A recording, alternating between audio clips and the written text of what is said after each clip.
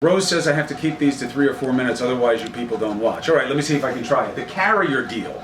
Here are the aspects to focus on and why I think it's so important as a metaphor for how to judge what the administration wants to do on jobs going forward. One, the numbers. Trump had the numbers wrong. Why? Did Carrier give him a bogus number? Did he know the right number? Did he just get it wrong? Did he want to deceive? These are the important questions. You have to let the facts lead you to your own sense of conclusion about that. The labor leader coming forward for 2 reasons. One, the number was wrong. That bothers him. Why? Because the numbers are human beings to him that he has to worry about. Just like all of you who say, hey, this is an unqualified good. Trump saved jobs. Yes, but how many matters? Because those people in the audience who thought their jobs were going to be saved that then found out they weren't, that hurts just as much as it feels good to the people whose jobs are saved, so he cares about that. Also takes us into the considerations of how this deal got done. Carrier got a gift, a bribe. That's what state tax incentives are. Money given to a very profitable company to do something that it didn't want to do otherwise. Is that how you coax a company to do the right thing? If it is, there are implications either way, right? Who's the next carrier? How much money will they ask for the second time? Trump says, well, then I'll tax them if they leave. That has their own problems legally and politically. Then there's another aspect to the Carrier deal that's not getting enough attention. This number, not only did they get $7 million in incentives, not only did they keep 1,100 jobs, which isn't true, it's more like 750 or 800, but they're going to invest $12 million in the plant. To do what? To automate the plant. What does that do? Shed human labor. That's what it does. So as part of this deal being a virtue, they're touting that they're putting money into the company. That money going into the company is ostensibly something to remove more jobs from that company over time. And it leads you to a big fact. Why do jobs get lost in America to other countries? We all think it's labor costs, right? It's cheaper there to do it. No. Overwhelmingly, the percentage of shift is because of innovation. That's something you have to deal with. Retraining we keep hearing about. What does that mean? Really hasn't been explained. We're going to take it on New Day. What does retraining mean? How do you do it? How do you pay for it? Where has it worked? When does it work? What are these new jobs that people are going to be retrained for? We'll discuss. What to question? The answer is everything. But cynicism and skepticism are two very different things. Skepticism is, I don't know, he says it's 6, let me see somebody else. Let me get a second source. Let me go somewhere else. Let me Google it. Let me listen to somebody else. Read something else.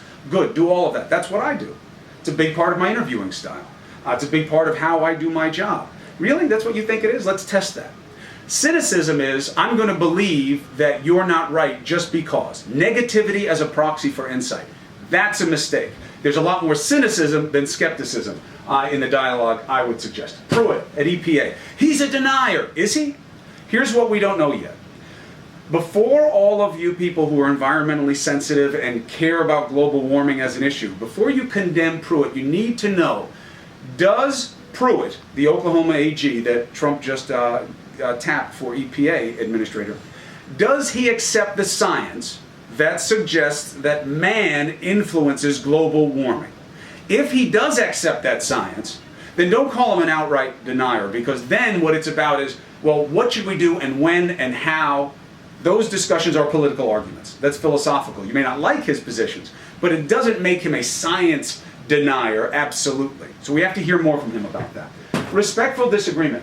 Did you see the gift you got today on New Day with Allison and me? Now look, obviously it's easy for us to do things collegially. We work together, we love each other, we care about each other. It's one of the big gifts I have in doing this job, by the way. It is nice to genuinely like and respect who you work with. Not always the case. But we're talking about climate science and climate politics, and Allison is trying to promote the views of a lot of people out there who don't accept all of these timetables and expectations of global warming. They question that science. Maybe not the fundamental science that I'm talking about. That, I think, is not debatable, whether or not man has an influence on it. There's too much scientific consensus on that. But I was taking the other side. I was saying, I think this is a problem for this guy Pruitt. If he doesn't come forward and say that he designed, and she's making the other side, we're going back and forth. I'm being aggressive, because that's what I am. A hammer hammers. And Allison has her own way of doing things. I think she has it both ways. I think she gets to interrupt me a lot more than I ever interrupt her, and I'm always the bad guy, the vanilla gorilla. But I accept that. But isn't that nice? Wouldn't it be nice to have more of that? It's very hard to find it. People don't go back and forth on points anymore in our dialogue. They just hear the other point, and they say, that's stupid, and you're stupid for saying it. It's not respectful disagreement. The media list of the influentials. Yeah, I'm on it. I'm happy to be on it. It's nice. These are frivolous things, these lists. But I think it's interesting how much energy it's generating within my business about who's on it, who's not on it, why they're here, why they're there. It's an interesting take on how people value themselves. And it's interesting the takes I'm getting from you guys about who's on it and who's not and how angry it makes you. And it's funny. Check out the Mediaite list and give me what you think about it. All right, that's what I got for today.